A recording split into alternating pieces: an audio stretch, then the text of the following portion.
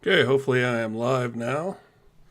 Still work in progress, just like this mission. Let's see.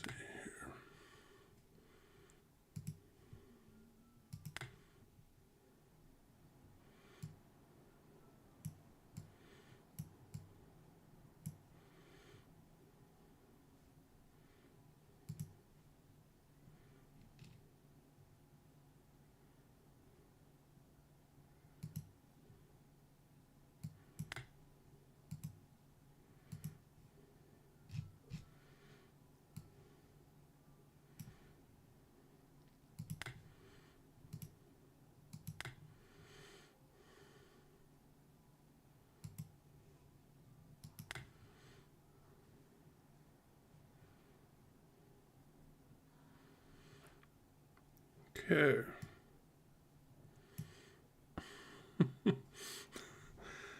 I can't count how many times now I have actually forgotten to actually save the scenario after I ran it. Well, I can't count how many times because it's only been twice. But man, that is like really annoying. I did the footage and everything, and now I'm starting over from scratch basically.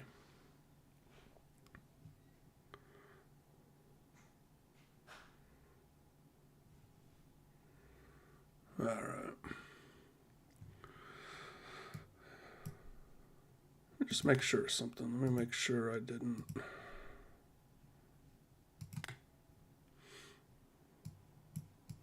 Save it under the wrong one.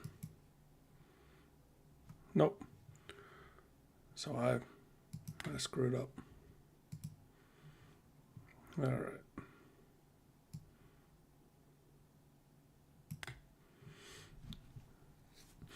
So I'm gonna have to run through this again now, real quick to do day one, so I can get into day two. So I'm gonna run through this very quickly.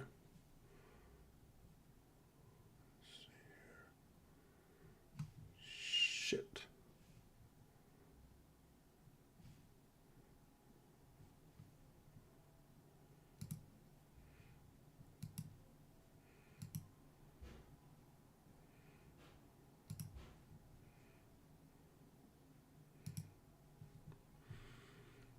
So for anybody watching this after the fact, no, don't do that. I'm using this online click counter.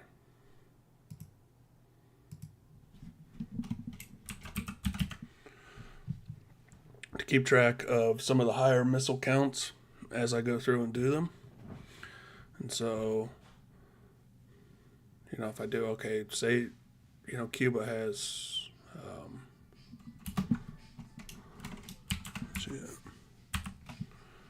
land attack cruise missiles. So to keep track of them. Otherwise, these are for the air launched or medium range, depending on what it is. So, like, they have 80 of these. So, as I go through and say, okay, well, they're going to use 10 for the Gitmo base. I go, okay, I want then 5 more to defend this patch of shore, whatever. So that's how it's going to look. That's going to help me keep track. So I'm going to have that off to the side. Alrighty.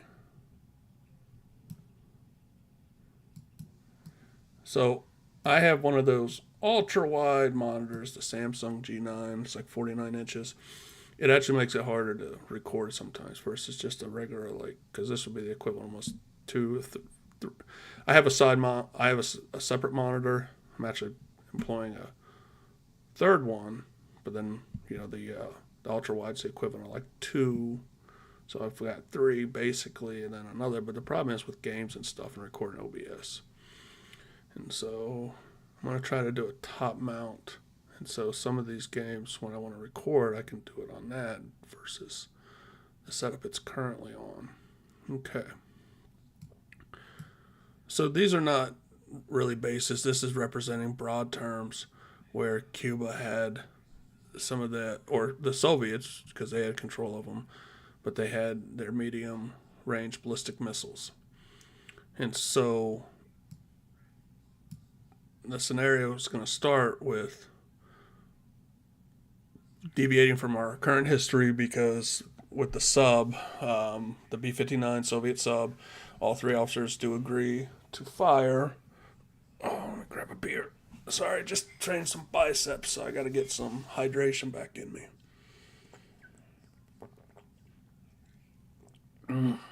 Yeah. Enjoy a nice, refreshing Stella. They better cop me at least a 50 for that one. Okay. And so after that, it's going to play out. There's going to be a few clips of like JFK talking, Fidel Castro talking and stuff. And long story short, they're given an ultimatum: unconditional surrender or face the full force of the U.S. military might. Historically, there was already a plan utilizing the 101st and 82nd Airborne divisions from the U.S. Army, and then the 1st and 2nd Marine divisions. And so in this, they are going to afterwards, they're going to start with a, flyover to bomb these locations here. They're going to use 160 kiloton air gravity bombs because they're not going to be quite sure the location. And so their number one concern is to eliminate any weapons in Cuba that could strike in the United States. And of the things, let me pull this over. So I had this nuclear order of battle. Got this from the good people at the Bulletin of the Atomic Scientist, and it ran through kind of nuclear order of battle for the forces. So in Cuba, the Soviets had positioned, now there's only ones that were operational at this time, they had roughly 6 to 8 warheads of the SS-4 medium-range ballistic missiles.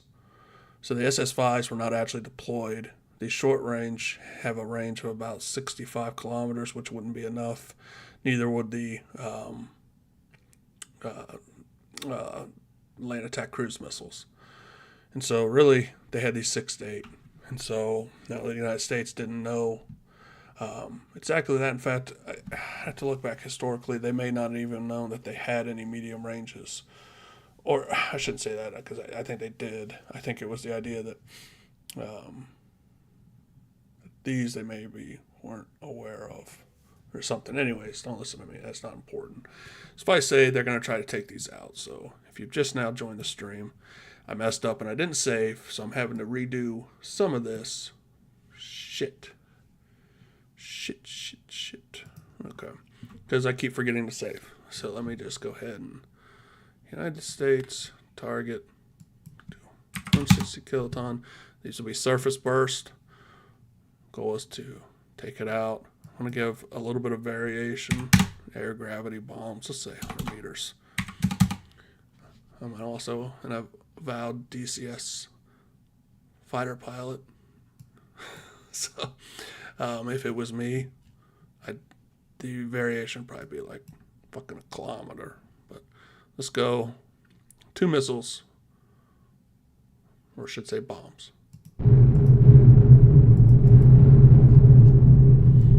These are going to represent insurance, try to take these out best as possible.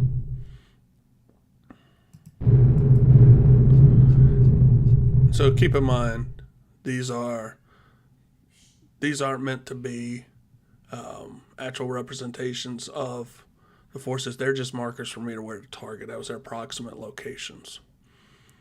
So that was part of the initial strikes, and we're going to go off the couple assumptions. First off, the assumption that there was 8 operational warheads deployed, that in these strikes, 4 of them, half of them roughly, were taken out before they had a chance to launch, and then 4 of them were able to be launched, with one of those being a failure, so it failed to launch. So 3 medium-range ballistic missiles, SS-4s, launch. Switch over to Russia. So we're going to say this is approximately a 2.3 megaton warhead yield size. We're actually go with an air burst on these. Going to target 3 cities. So their approximate range is somewhere between 2,000 and 2,500 kilometers. So on the short end of that range, they could potentially hit DC.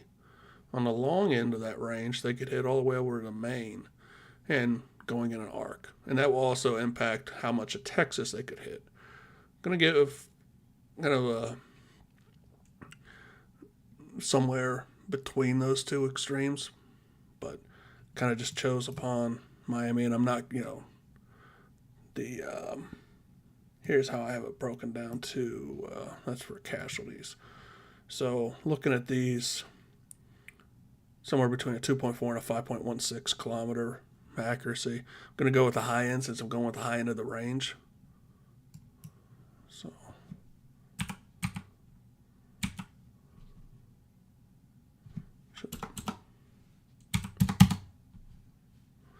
I'm going to go Miami. Again, this is going to be rough targeting. Let's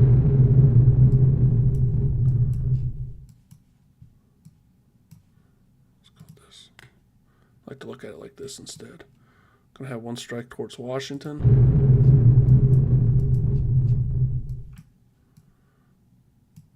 And Dallas. Okay.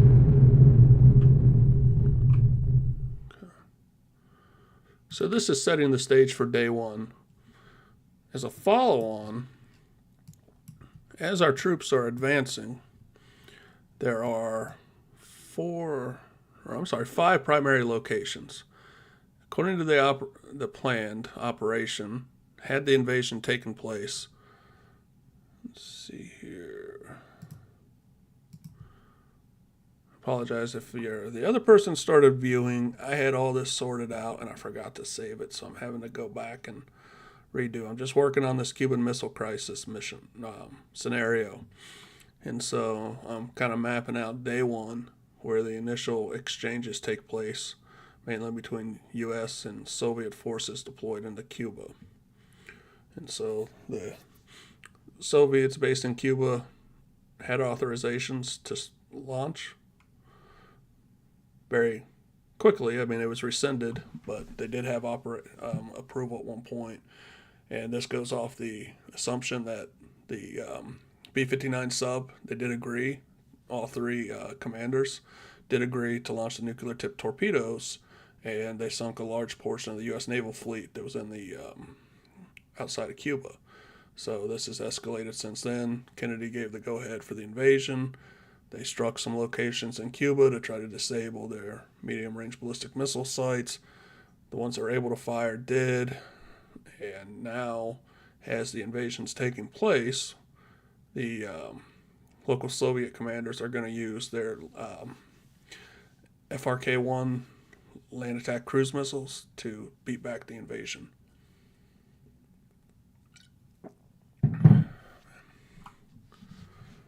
So let's see here.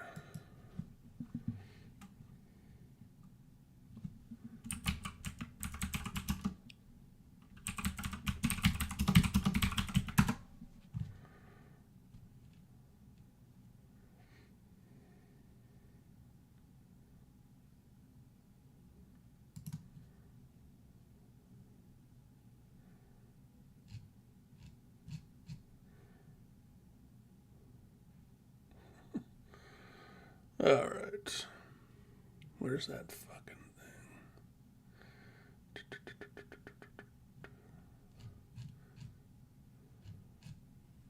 Sorry, I didn't think I'd have to be going over this where I covered it in the previous video, so I didn't have this ready.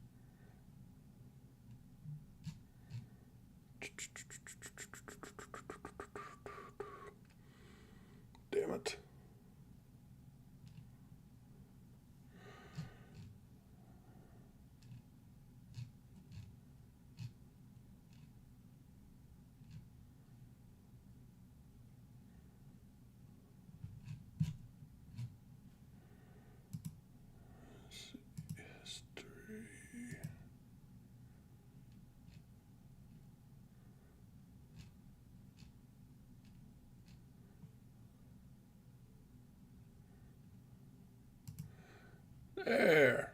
Finally. Alright. Now that everyone's probably dropped off.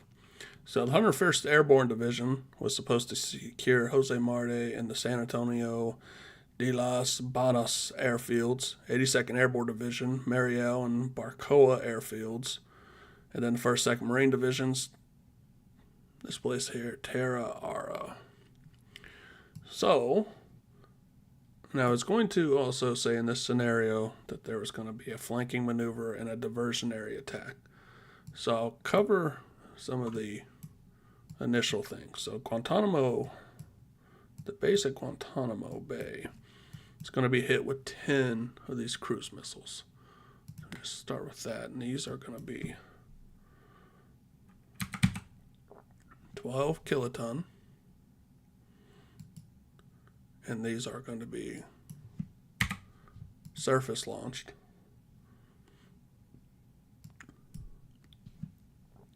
I didn't get a good idea for the accuracy, so I'm going to put down 100 meters. It's 160 kilometer range.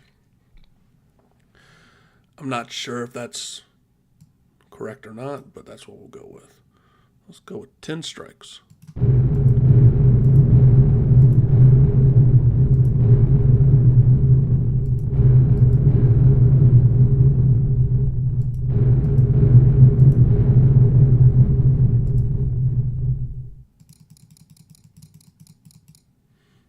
Okay. So that's the first part. We're going to hit, this is just going to be random. It's going to hit 5 strikes along the coast.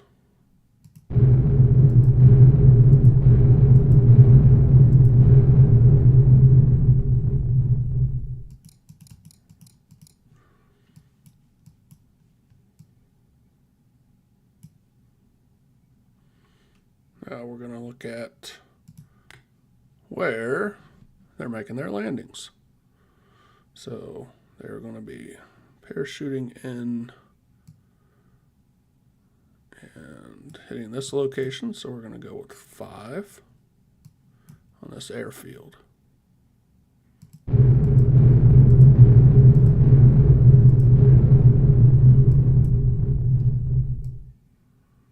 That's beautiful. I just lost it.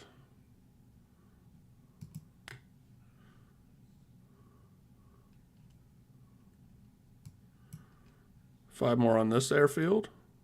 Okay.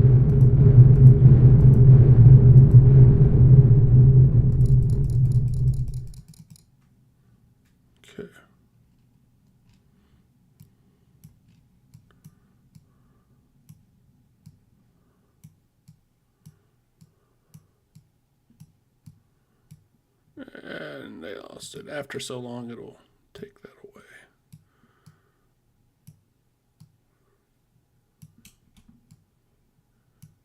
There we are. So this will be the Marine landings here. It's interesting.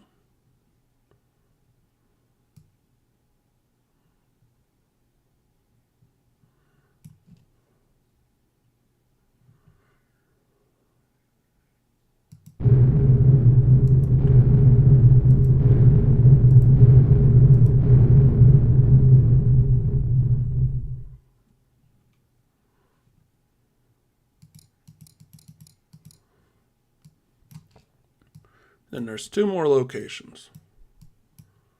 One of them is far out here.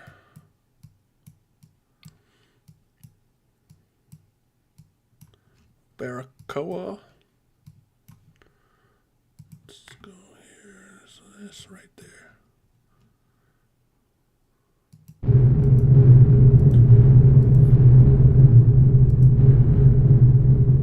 Remember, the whole point of this is the Soviet field commanders trying to beat back the U.S. invasion at this point.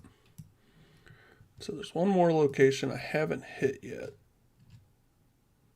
And that would be... Oh, let me make sure I count that. So that's up to 35. So they're going to end up expending half of their cruise missiles and during this initial engagement on the first day.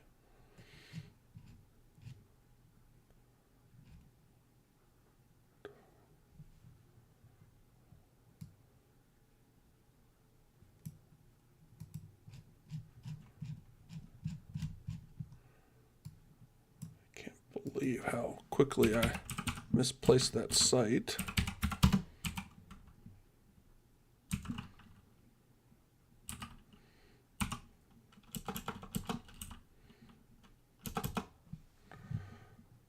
All right, go back to history.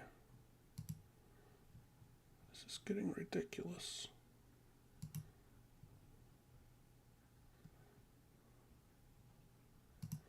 Ortsac, that's it. So I've gotten Las Banas, Baracol, Tarara.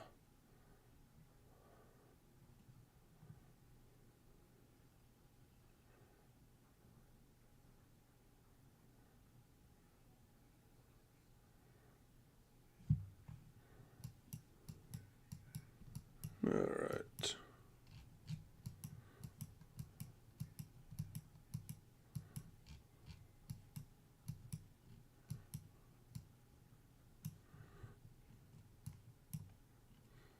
So I've gotten Mariol. So Jose Marte. That's the only one I haven't got yet.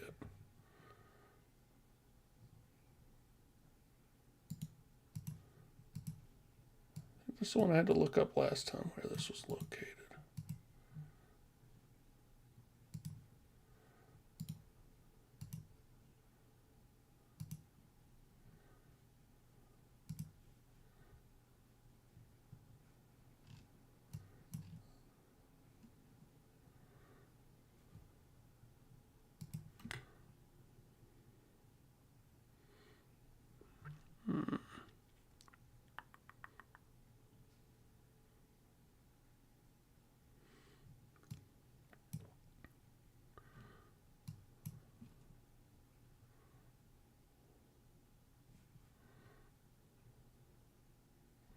Is this it?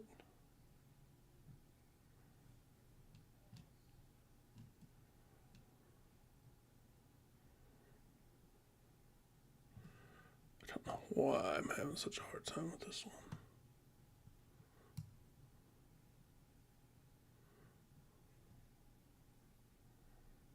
All right. No, that is it. Okay.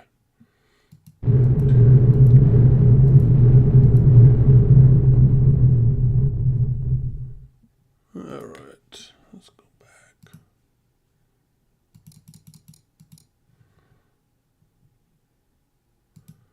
I'm going to let 1 day at a time pass through here now. A little bit less than a day. Stop at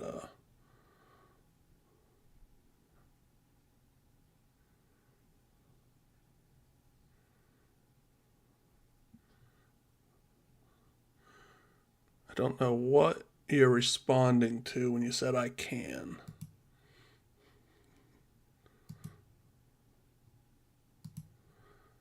All right. Doesn't have to be exact. Just going to stop it just past midnight.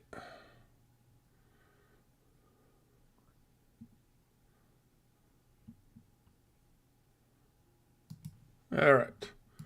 Let's run the casualties here.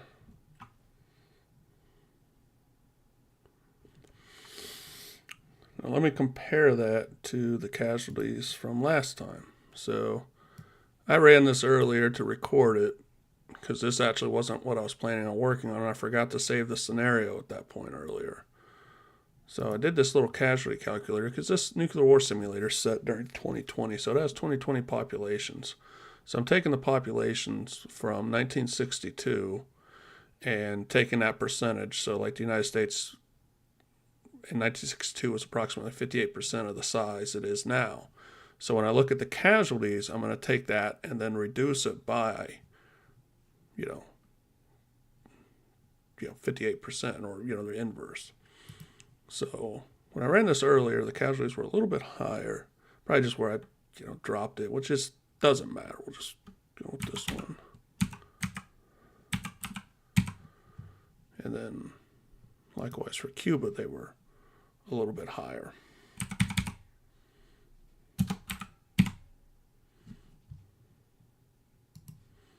Okay.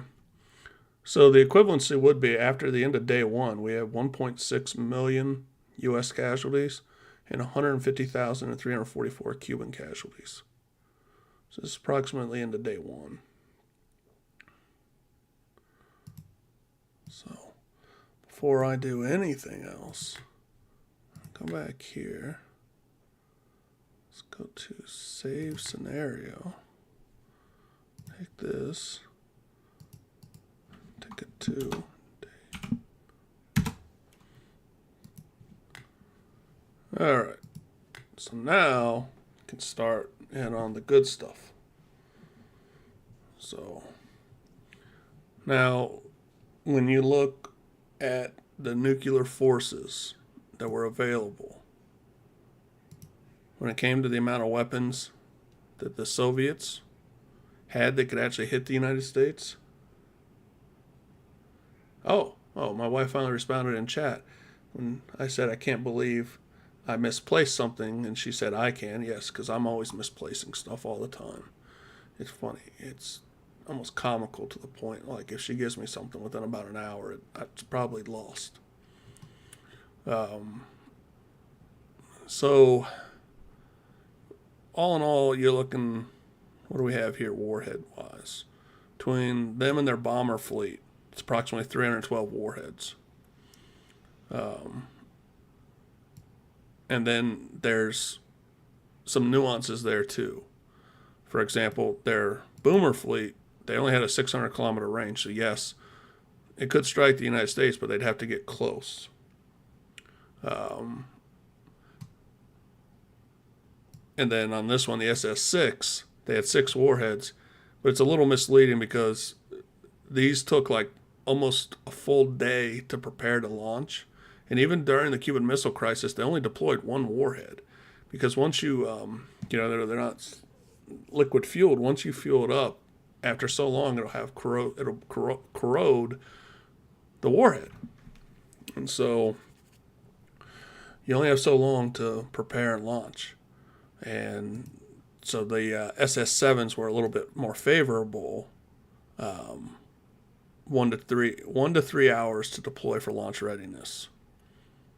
So I kind of consider the SS-6 probably more than likely would not survive. Their launch sites were very obvious, they were known, and more than likely wouldn't survive. So we're looking at roughly maybe 36 ICBMs on the Soviet side, somewhere between 15 and 24 sub-launch ballistic missiles if they can get close enough, and their bombers, which the only thing I could reliably find was that they had the RDS-4s in a tactical role, and they were about 30 kiloton. Now compare that to the United States, and you're talking 10 to 15 minutes to be ready to fire on like the Atlas. But already you're looking at 182 ICBMs, 112 sub-launch missiles, which are much greater range than their Soviet counterparts. And then the big one is the bomber fleet, the strategic bombers. And so you're looking at almost 3,000 warheads on that front. But where the Soviets were very competitive on equal footing would be the weapons they had for the European theater. So that's really what I wanted to do today, and what I'm going to work on is, because in my video, I'm not gonna sit there and do. You're looking, it's almost 1,000 medium range missiles. I'm not going to go through that entire thing while on the video, but so I'm going to work on it and do it kind of behind the scenes, and working sessions like this one. So I'm going to move over to the European theater. There will be some stuff that takes place on day 2, which would mainly be the U.S. having a strong retaliation against Cuba. And again, it'll be a focus on their gravity bombs. But they're going to hit them back hard. I mean, they just suffered over 1 million losses. Simultaneous, it's going to go a little hot in Europe. So keeping track of what would be an insane number. And so there's certain things you have to work with here too. This is a 2020 map. This isn't 1962. I wish there was some ability to change that, so I'll have to keep that in mind with borders and stuff, because clearly the borders of now isn't going to be reflective of what 1962 would look like in the Iron Curtain, which would have a lot more targeting.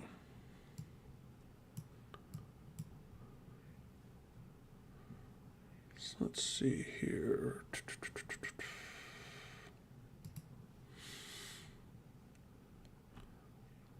So the main fleet for the Russians is going to be the medium and intermediate range SS4 and SS5s. So SS5s, 3,700 kilometer range, just about 2 kilometers as far as accuracy, and then again the SS4 is a little bit more inaccurate, a little bit less range, and again warhead yield size. The SS5s, so it can be 1 to 2.3 megaton. Big bombs, big yield size. What are we looking at as a comparison? Let's see here.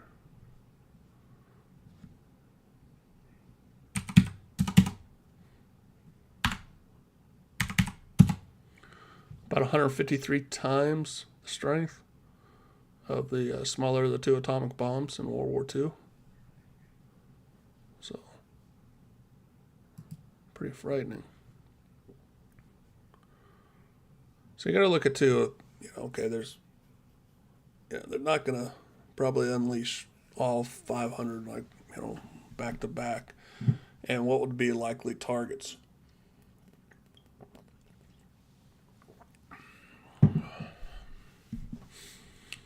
So, unfortunately, with accuracy issues, that's why they have larger warhead yield size. Question going to be, do they hit population centers? Do they hit command and control centers? Or the fact is, with the warhead yield size being where they are, where these command and control centers are, more likely it's just going to be an overlap.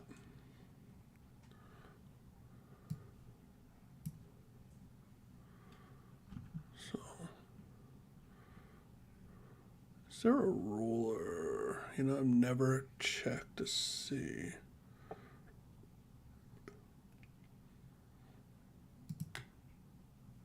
was like, what the hell does this actually do?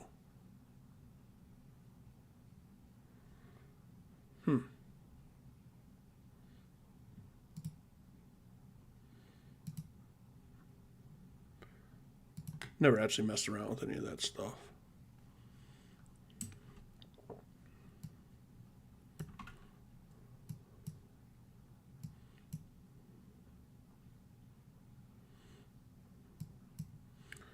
Let me switch over now. This is where you gotta sometimes break out your good old Google Maps.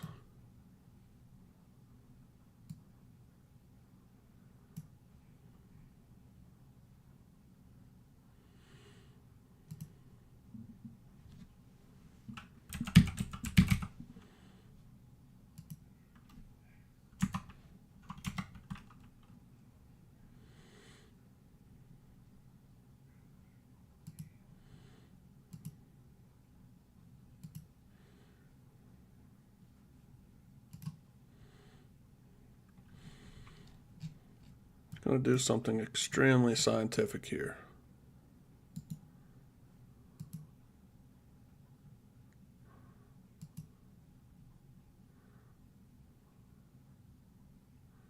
So that's about 2,000 kilometers.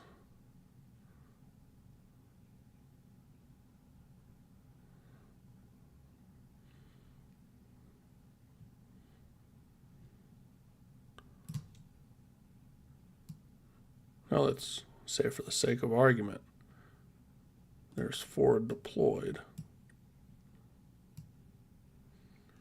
So if we went off the lower end, I don't think there would be anything that they couldn't hit, even with the lower range weapons. Yeah. So I don't think I don't think I'm going to worry too much about the range part of it.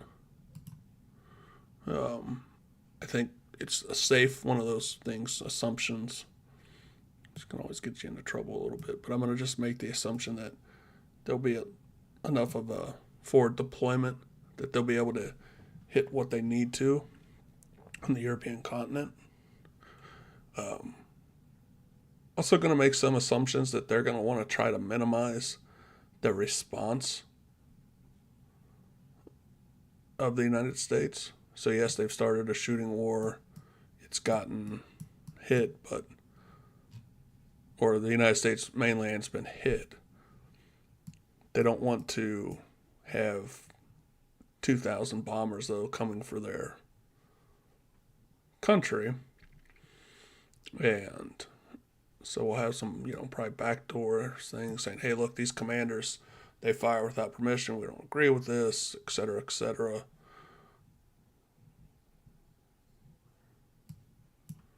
So just trying to look at it like that. So let's see here. Let's go single detonation. Let's start. Where's my guy here? Not that one. So let's start with some of the. Let's look at the easier ones, the SS5s. There's only 28 of those. And we'll do a variable yield. So we'll start with some of the 1 megatons. And being that these are actually going to be somewhat situated military targets versus simply trying to cause mass casualties, we'll keep it a surface burst. And we'll keep it 1,900 meters. Okay. Let's see here.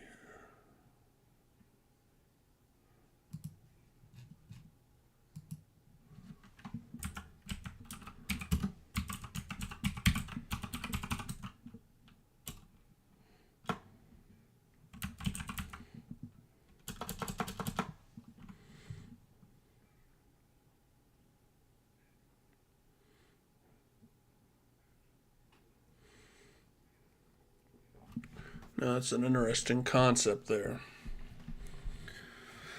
As I'm doing this, I think what would happen would, launch is kind of simultaneous as fighting breaks out between the two sides.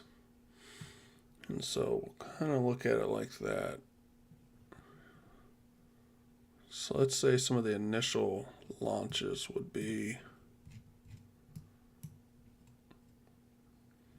kind of along the front.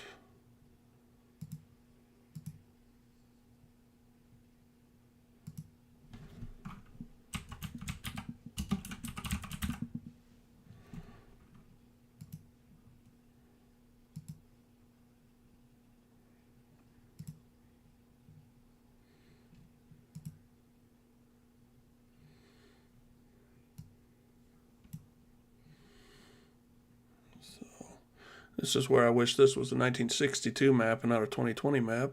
So it would have a nice clear divisional line here. Let's start. Oops.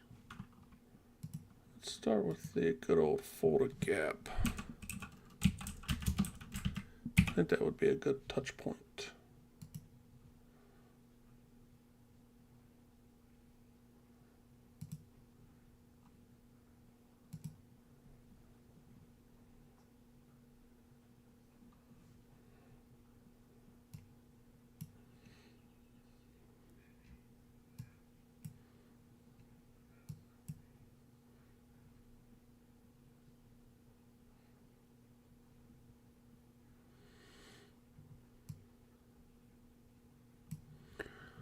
My German is not on the up and up. What the hell happened? I had it there. There it is. All right. Let's go ahead.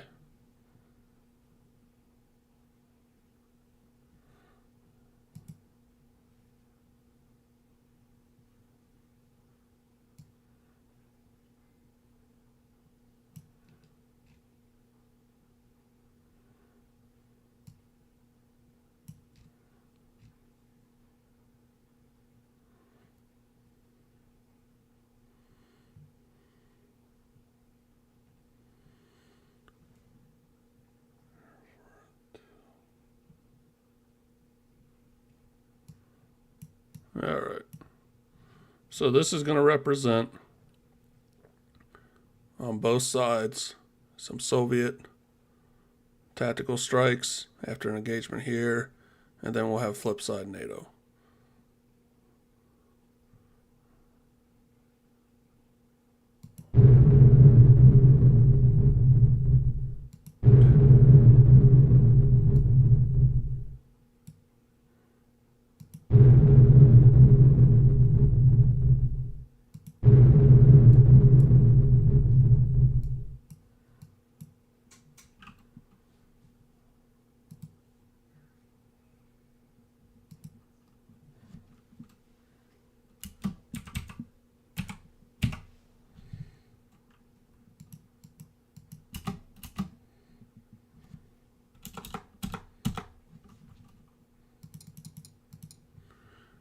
All right.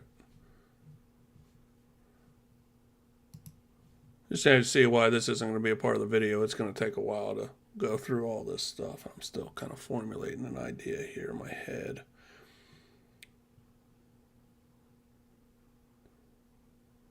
So we have approximately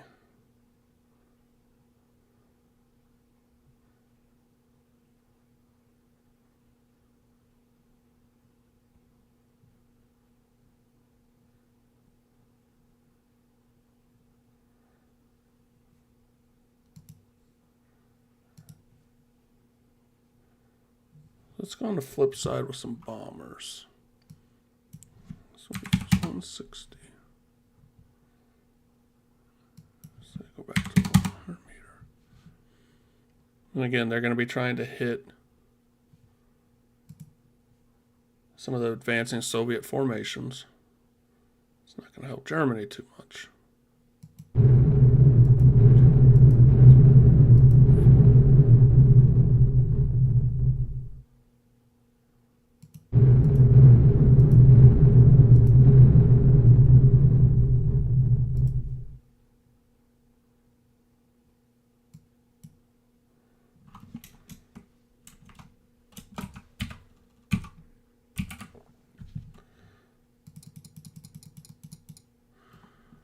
Okay. I'm going to take another one and we're going to go this way.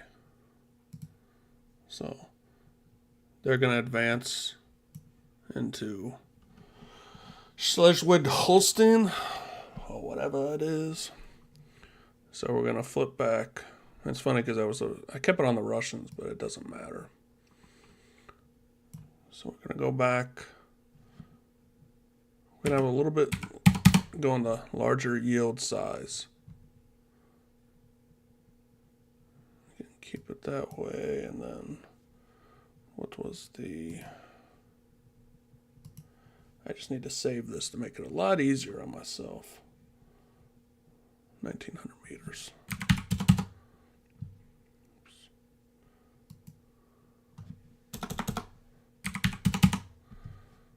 Okay.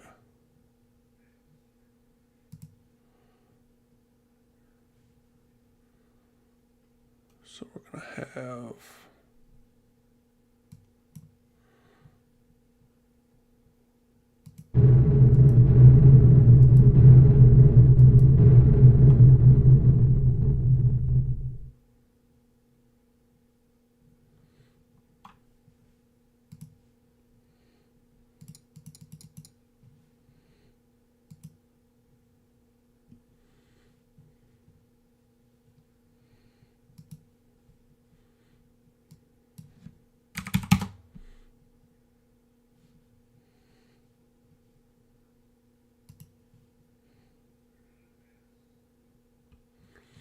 so at this point, they're going to get hit with some more bombers on the Soviet side.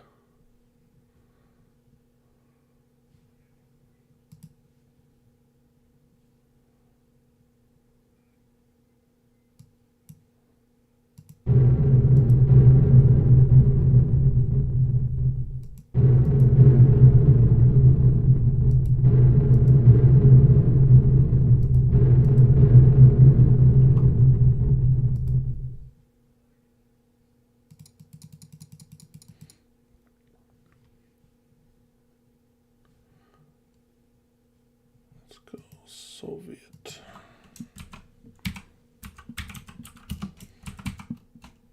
What we've seen so far has been the SS-5s. We're going to hit with some of the SS-4s too. Right now they're hitting along the front. So mainly trying to break up enemy formations on both sides. They haven't specifically started targeting cities yet.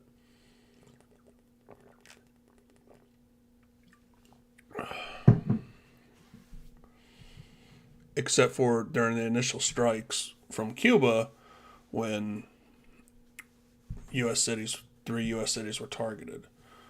So, should preface that.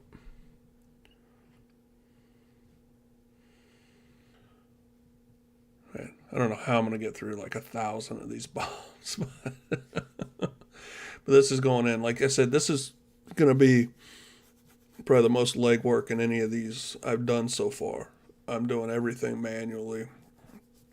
And I'm going to be going through to simulate, however many thousands of these bombs going off.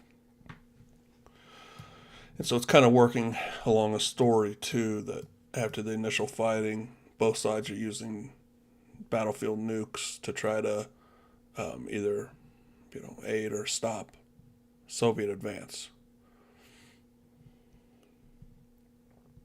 So, let's see the SS-4s.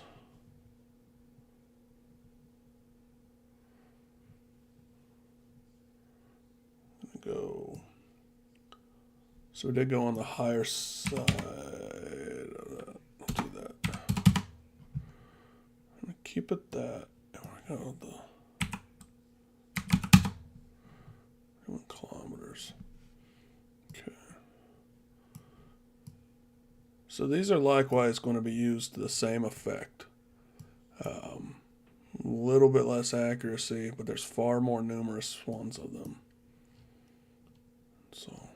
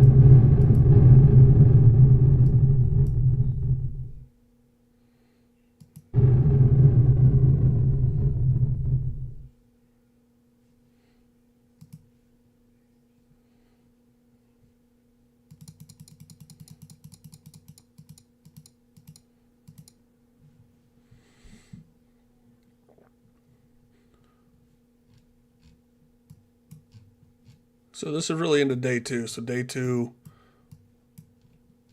nothing is breaking out on this front. Turkey had, deployed U.S. nukes. So nothing's breaking out on that front. Right now, just some initial skirmishing. Some very large warheads have been detonated, trying to break up NATO formations to have the Soviets advance.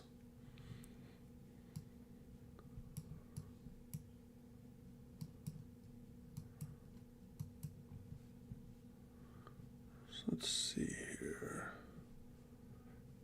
NATO's been kind of tempered in their response so far because they're fighting largely on German soil. So the Germans aren't going to have they're not going to necessarily want their lands to be nuked, to say the least. But what's going to start happening is they're going to start hitting supply lines and other stuff further back. And so right now, there's still kind of an impasse, though.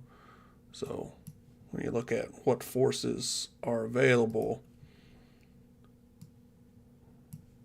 the European theater, you have U.S. bombers spread between NATO air bases, and that's what's been countering so far. Turkey has the Jupiters. Italy has Jupiters, 8 warheads. UK, they have 60 of the Thor missile, which has about 24% launch failure rate. And then Germany has the Mace cruise missiles. And so right now, The response is somewhat tempered. Um, mind you that these are controlled by U.S. forces too, so even though they're there, it's under U.S. operations, but there's obviously an accordance with local, the local nation they're stationed in. Most likely, if nukes aren't going off on their lands, they're going to want to try to stop that from happening. So we're going to see some initial kind of argument, but the U.S. isn't probably likely to listen to that very long. And so we're going to see, let's say the force Italy, 8 warheads. So let's go back to the U.S. This is again going to be part of day 2, and this is going to be their first outside of the air bombs. For the love of God, stop doing that. All right, let me move this off to the side for a second.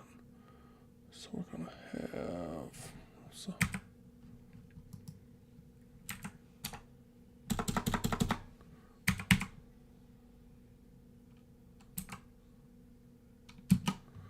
1.44 megaton. Kind of height. It's going to have a dispersion rate of approximately 1,500 meters.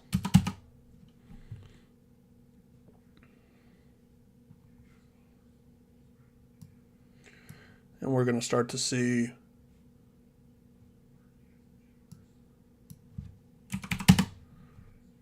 the first airburst from the NATO side. So now it's going to be a little bit more, not just, trying to take out hardened military targets, but actually now trying to maximize some casualties. So there's 8 of these bad boys. So right now,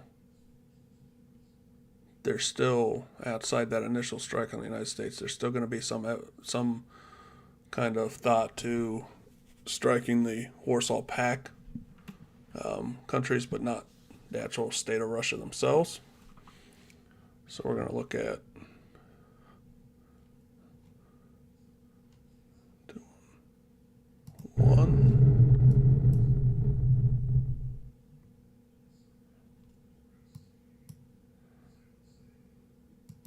2.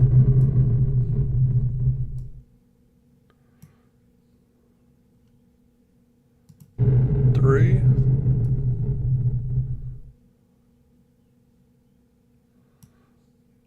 And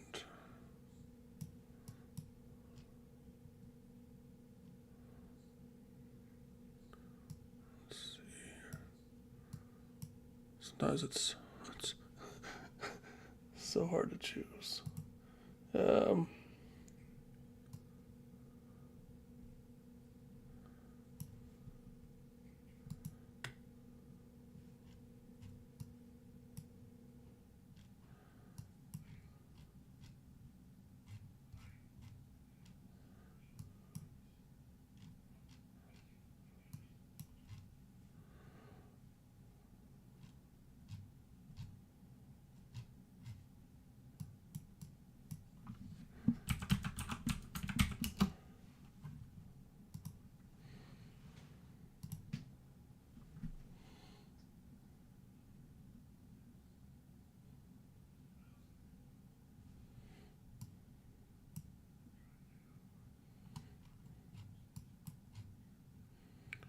And we're going to do Bulgaria.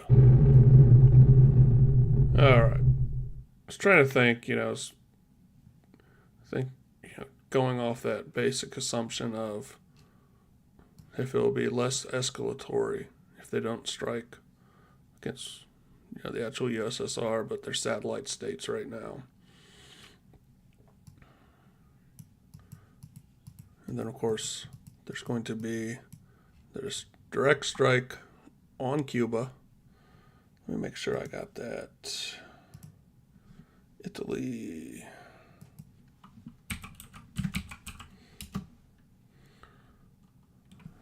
Jupiters.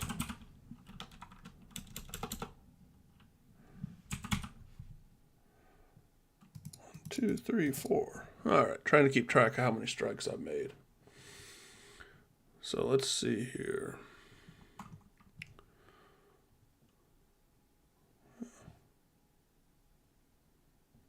O'clock, 6:30. So let me wrap this up. Hey, Kenny, I see your comment. That's awesome. I talked about it earlier.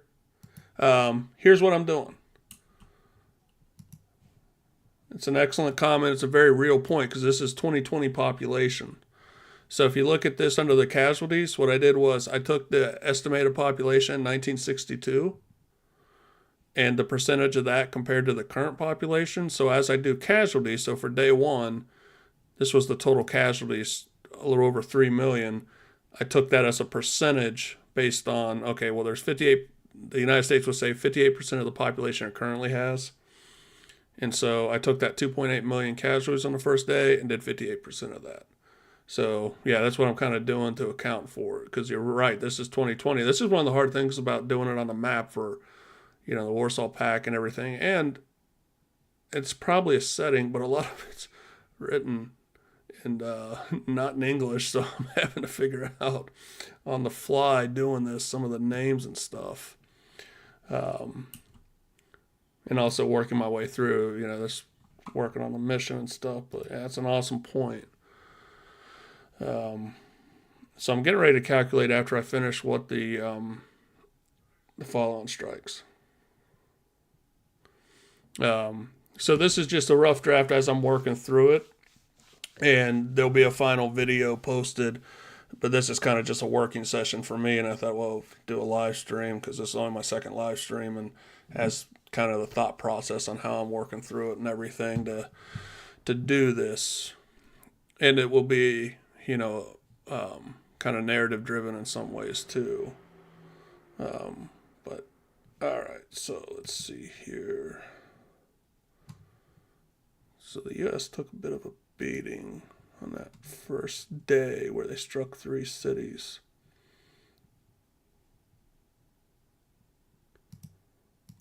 So let's see. They have access. And I don't know the breakdown, so I'm just going to have to guess. And I think this would be overkill. The B-51 or B-41 gravity bomb could be up to 25 megatons. I think that'd be a little bit of overkill in Cuba.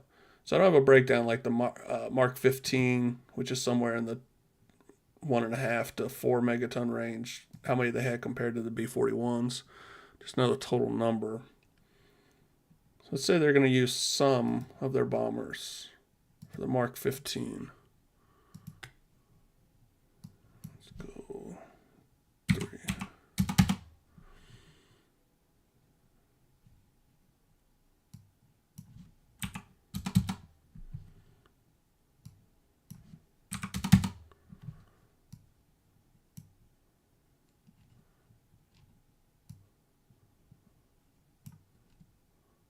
So what they're going to do, though, because the troops they landed were hit and they took a pretty bad beating, but they're not going to specifically target, near Guantanamo or where they landed some of the troops, but they're going to hit some of the other locations. So we're going to go with 5 of them.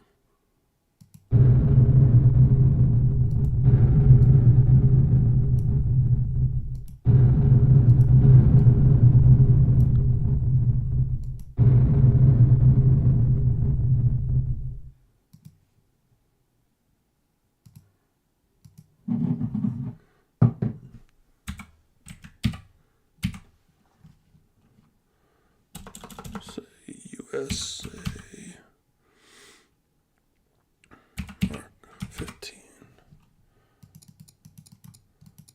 So I gotta keep track, so I expended 5. So I'm gonna say at the end of day 2, if I were to run this casualties, let me run this clock up a little bit.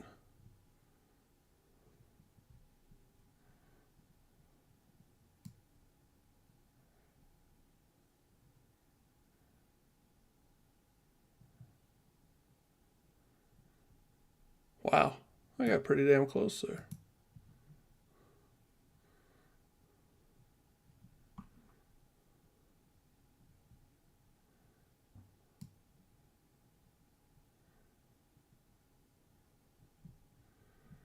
All right.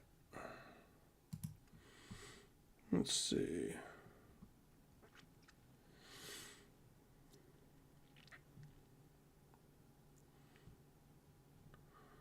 All right.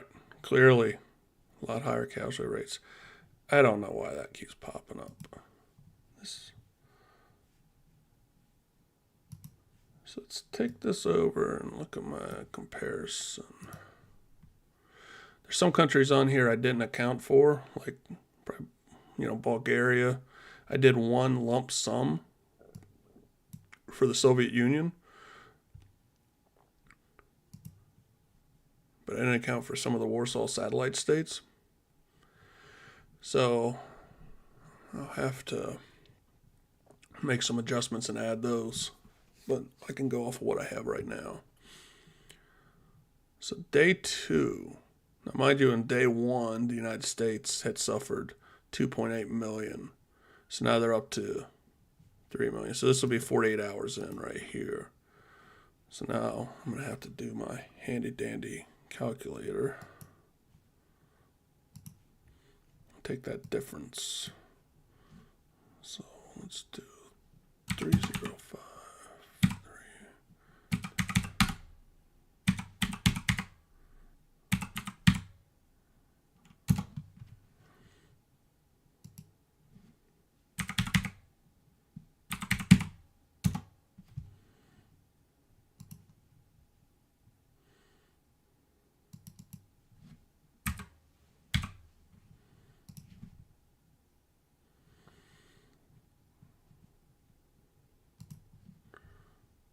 Cuba, obviously, much more casualties than day 1.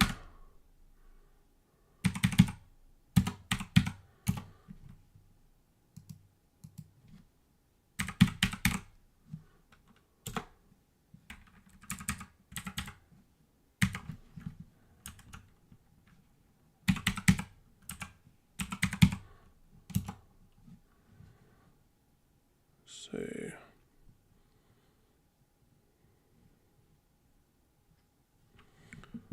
So without anything else, I'm just going to write this in.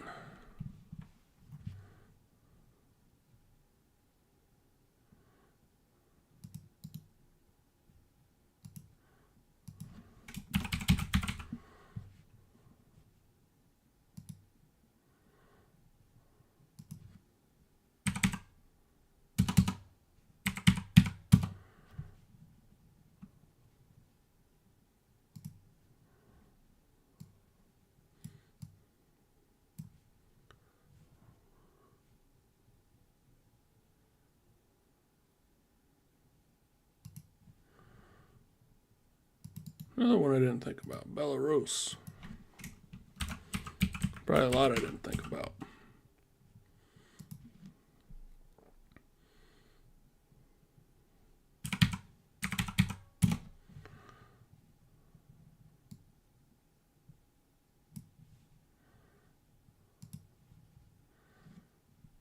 Bulgaria.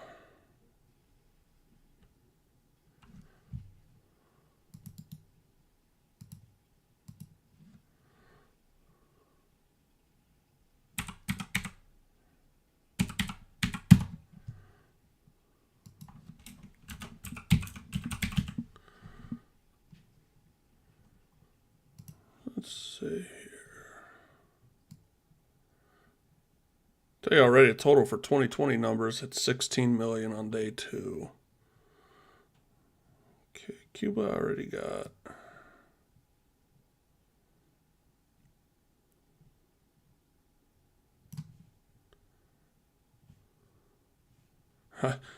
We read that on the wrong line, and I thought, Ethiopia? How did Ethiopia suffer 8,000? Yeah, I really took for granted some of the, I shouldn't say took for granted, but didn't account for a lot of countries that I needed to.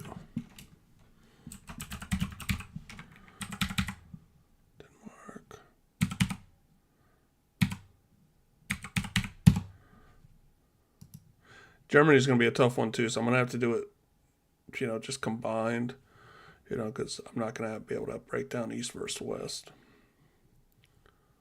Estonia. Time I hear Estonia, I think of that stupid movie by Encino Man.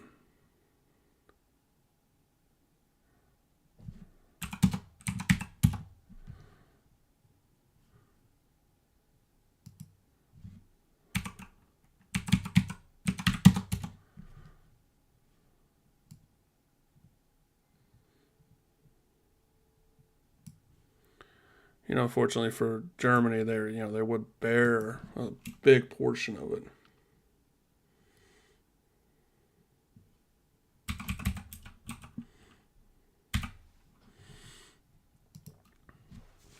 Yeah, that's not a bad idea. With the thing, I'm trying to keep it, fortunate with the scale and everything.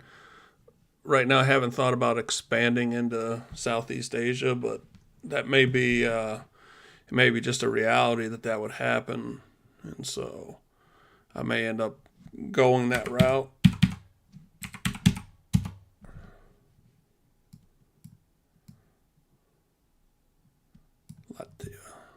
Latvia. When I was in my very early 20s and I was kind of running around, got a job delivering pizzas for this guy. The guy that owned it, he was Latvian. Can't really say it, but he was. And his name was Igor. And everybody he knew, his name was Igor. So it was always a bunch of people around called Igor. And he was an interesting guy. He listened to gangster rap. He always had one of his managers driving him around. He never drove himself. And me and my buddies, we were a little, stuff going on, but they had it convinced in their head that this guy was in the Russian mob. Now, mind you, not actually Russian, but my friends weren't exactly the smartest tools in the shed at times. And I remember one day we went to a strip club. There was only one in town, and Igor was in there. And he was talking to one of my friends, and he was like, Jason, he's a good delivery driver. And my friend was like, good driver, whatever. And, just delivering pizzas. But my friend was like, yeah, a good getaway driver.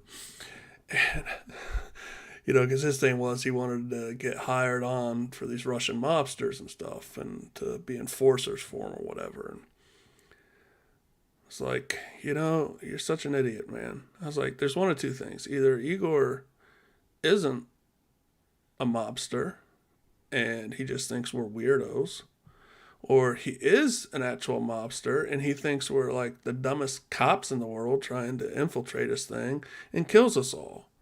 I know that no matter what thing he either is or isn't, he's not going to be hiring us on. I think they have their own people that they need, to deal with this stuff. And suffice to say, it was pretty silly. Okay. So 161. Hopefully I didn't miss anything. I'm trying to think that.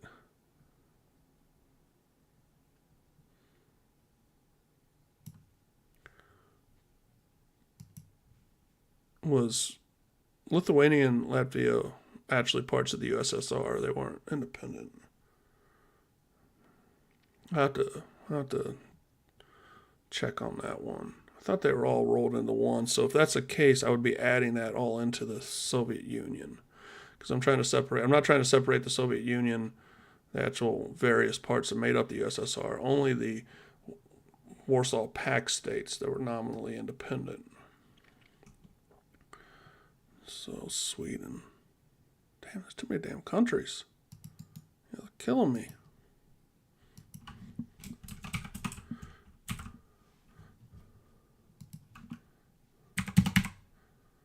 Obviously, as I go through this, it's going to be a lot easier down the run. Yeah, Ukraine's another one. I'm almost... Ukraine was a part of the USSR. There's no doubt about it. I'll have to go back and add it in. Just for the sake of it, I'm going to...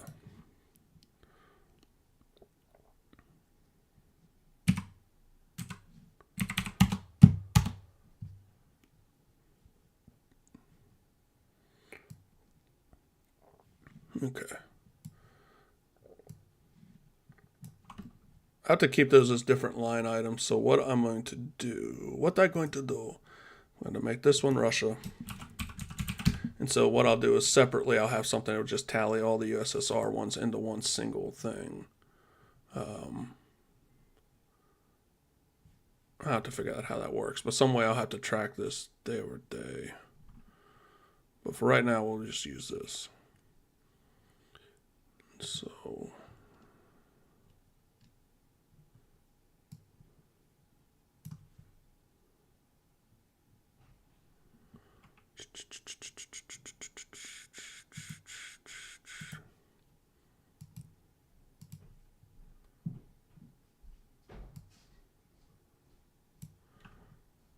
Okay, so the casualties today, unmodified on day 2, is almost 13 million casualties.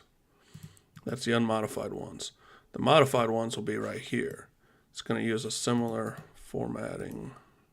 Let's see if this works. It did not. Where did this fail? I know where it failed.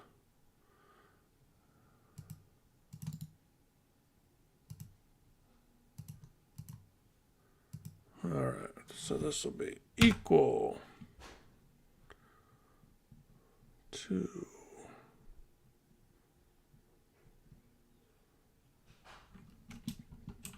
D18 times D2.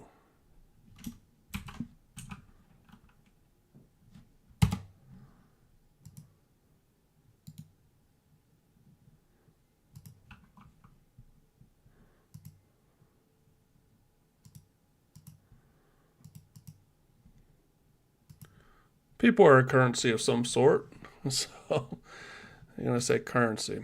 So the modified casualties for the United States on day 2 is 111,000, compared to 191,000 based on that. So I would do the same thing for Cuba. Let's see if this works out to my benefit. Let's go. Actually, until I find something.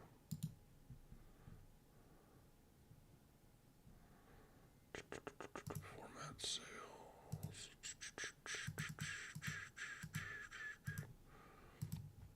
Okay, so Cuba on day 2, 1.3 million.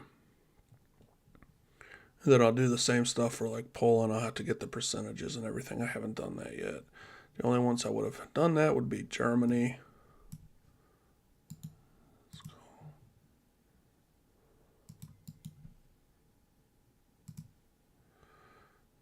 Yeah, it didn't work. It's probably, probably why it didn't work. So D30 is going to be correct. But this would need D5.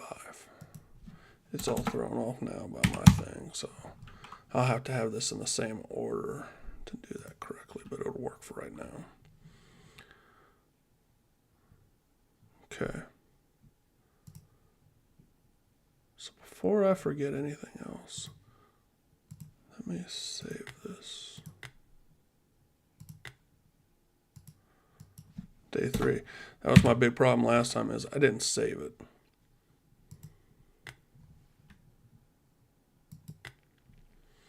Okay, well, I'm going to wrap this up. I appreciate some of the interaction today. It was a great suggestion. Even though I said I wasn't including Southeast Asia, then when I looked here, I was like, I already put down Japan, North Korea, and South Korea. I think the reality is that you wouldn't separate the two. It would be linked because, especially if we're starting to get into more of an all-out war situation, you have U.S. troops stationed in Japan. It's highly unlikely Russia wouldn't have, or Soviet Union wouldn't have tried to target them in some way. And so, when did China get the bomb for somebody that loves, specializes in nuclear warfare? I should know that.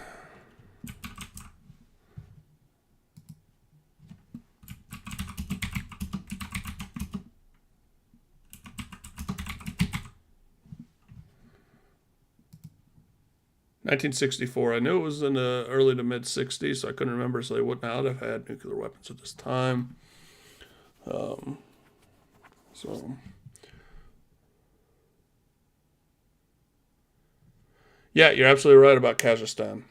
And so it hasn't been targeted yet, but that would definitely be a target. So it'll be probably incorporated as we get into day 3. You're going to see a lot more exchanges of warheads, and it's going to start taking on more of a strategic level. Like I said, I'm writing it kind of as a narrative, out in my head, and then using the simulator based on how that narrative is. People always say, well, when it comes to simulation, it doesn't try to predict what would happen, but what could have happened under circumstances. And so this is representing a gradual escalation over a couple days versus just going balls out, for lack of a better term. So anyways, I appreciate it. I think I'm going to go have some scotch and relax. But I'm going to do some more of these live streams as I'm working on this mission. Just it helps me to record it and talk back and thinking of what's going on in my head. So appreciate everybody. Thank you.